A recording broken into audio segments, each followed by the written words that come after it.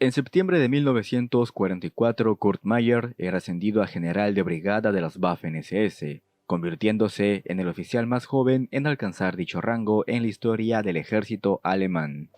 Meyer luchó en prácticamente todos los frentes de batalla de la Wehrmacht, a excepción de África, desde el Anschluss y la campaña de Polonia al frente ruso, pasando por los Balcanes y Grecia, para terminar combatiendo a los aliados en el frente occidental. De carácter alegre y optimista, el trato ameno y lleno de camaradería hacia todos y su presencia en los lugares de mayor riesgo hacían de Meyer un líder modelo para el ejército alemán. Sin embargo, sobre él recaen una serie de acusaciones por crímenes de guerra contra prisioneros ya rendidos en el frente occidental. Conoceremos todo esto y más a continuación. Amigos, si los videos que subo semana a semana son de su agrado, no olviden suscribirse, dejar un comentario y sobre todo dejar su pulgar arriba. Al señor YouTube le gusta mucho eso y permite que el canal sea recomendado a más personas. Dicho todo esto, continuemos. Kurt Wilhelm Meyer, nacido en Baja Sajonia en 1910, fue hijo de un veterano de la Primera Guerra Mundial que falleció en combate cuando Kurt tenía apenas 4 años. Desde muy pequeño fue un niño que admiraba bastante la marcialidad militar y su disciplina.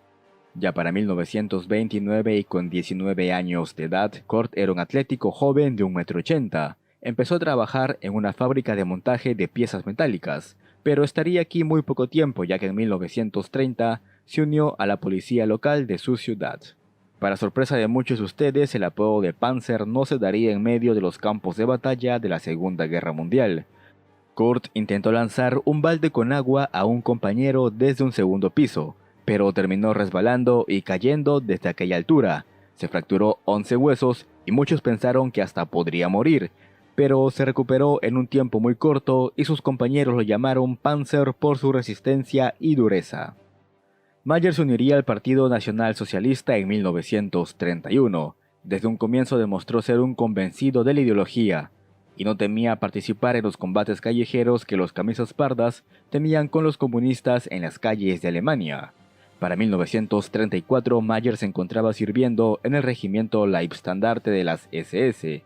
Aquí sería considerado un joven oficial con mucho potencial para seguir escalando en aquella organización. Con esta unidad Panzer-Meyer participó en la anexión de Austria y de los Sudetes checos en marzo y septiembre de 1938. Para posteriormente ocupar el resto de Checoslovaquia a comienzos de 1939. Cuando comenzó la Segunda Guerra Mundial en septiembre, tuvo a su mando a una compañía antitanque. Si bien esto no fue mucho de su agrado, ya que él deseaba estar en una unidad más móvil. Meyer sería condecorado con la Cruz de Hierro de segunda clase y la placa de herido en combate al recibir un disparo en el hombro. Los deseos de Meyer serían escuchados y para la campaña francesa recibiría el mando de una compañía de reconocimiento motorizada. Meyer luchó a través de Países Bajos y Francia, liderando con valor a su compañía, y ya para el 8 de mayo de 1940 fue condecorado con la Cruz de Hierro de primera clase. Sus soldados empezaron a llamarlo Veloz Meyer, por llegar rápidamente allá, donde la batalla rugiera.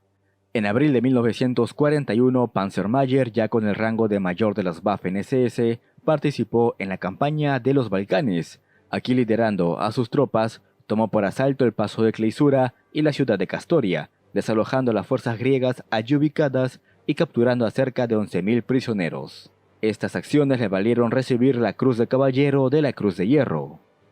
Pero sin duda el frente que pondría a prueba toda la capacidad de liderazgo y combate de Panzer-Meyer sería el frente oriental. Aquí la división Leibstandarte avanzó por el sur de la Unión Soviética durante aquel verano de 1941. Meyer y su unidad se encargaron de tomar la ciudad de Mariupol, ubicada a orillas del Mar Negro. En enero de 1942 y luego de estar convaleciente los últimos 4 meses, Kurt Meyer volvió al frente del Este con el rango de teniente coronel. Aquí al mando de su batallón de las SS, lucharía en el avance de la Wehrmacht hacia el río Don y la conquista de Rostov. En julio la división y todos sus integrantes serían enviados a Normandía para una fase de reequipamiento y conversión a una división Panzer. Kurt Meyer volvería al frente del Este en febrero de 1943 para participar en una de las batallas más épicas de las Waffen-SS, la tercera batalla por Kharkov. Aquí en el potente segundo cuerpo Panzer de las SS, las fuerzas de Mayer lucharían bajo las órdenes de generales y oficiales bastante reconocidos, como Paul Hauser, Joachim Peiper y Teddy Wish. Kurt Meyer y sus hombres actuaron como un apagafuegos, corriendo de un punto de crisis a otro, entrando y saliendo de las líneas soviéticas, rescatando a las tropas alemanas ahí cercadas y capturando a los oficiales soviéticos. En la fase final de esta batalla, Panzer Meyer condujo a sus hombres hasta el centro de la propia Kharkov, en medio de combates sangrientos y feroces contraataques del Ejército Rojo, hasta que finalmente fueron relevados. La victoria alemana en Kharkov dio como resultado la reducción de la ofensiva del general soviético Nikolai Batutin y la estabilización temporal del Frente del Este. Meyer sería condecorado con las hojas de roble para su Cruz de Caballero por su liderazgo en combate. En aquel verano de 1943, Adolf Hitler dio la orden de formar una potente división con los miembros de las juventudes hitlerianas nacidos entre 1925 y 1926, todos criados bajo la ideología nacional-socialista. Así es como se formó la 12ª División Panzer SS Hitlerjugend, compuesta por soldados entre 17 y 18 años. Para nutrir a esta nueva división, diversos oficiales de la Leibstandarte fueron transferidos, entre ellos Kurt Meyer, quien esperaba estar al mando. Sin embargo, esto recayó sobre su camarada Fritz Bitt. Meyer, como premio consuelo, sería ascendido a coronel y puesto al mando de un regimiento de infantería. El entrenamiento de la Hitlerjugend fue bastante intenso, pero pronto Meyer se dio cuenta que estaría al mando de un excelente regimiento de jóvenes guerreros. En abril de 1944, la división ya conformada fue enviada a Normandía en espera de la cada vez más inminente invasión aliada, la cual terminó ocurriendo el 6 de junio de 1944.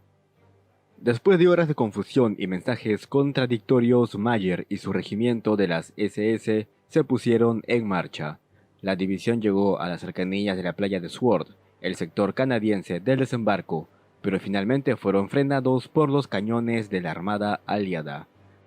Durante el primer choque entre los Waffen-SS y las tropas canadienses, los hombres de Meyer destruyeron 28 tanques aliados, perdiendo solamente 6 Panzer. Le siguieron combates feroces durante una semana en el aeropuerto de Carpiquet y los pueblos de Contes y Authier. El 14 de junio ocurrió una tragedia para los germanos. Los cañones navales aliados habían alcanzado el puesto de mando del general Fritz Bitt, muriendo este en el acto. Su lugar lo ocuparía Kurt Meyer. Kurt Meyer, a sus 33 años, se había convertido en el general de división más joven en la historia del ejército alemán. Los combates continuaron y la división Hitlerjugend logró mantener Carpiquet y una débil línea al norte de Caen. El 9 de julio, siendo evidente que si continuaban luchando serían aniquilados, Meyer autorizó el retiro de la división detrás del río Orne. En poco más de un mes de lucha, la división se había reducido de 22.000 hombres a poco menos de 5.000. Definitivamente para los germanos, los enfrentamientos contra los canadienses no fueron un paseo por el parque. La situación para las tropas alemanas en Normandía era desesperada, y dos ejércitos corrían el riesgo de quedar atrapados en la bolsa de Falaise.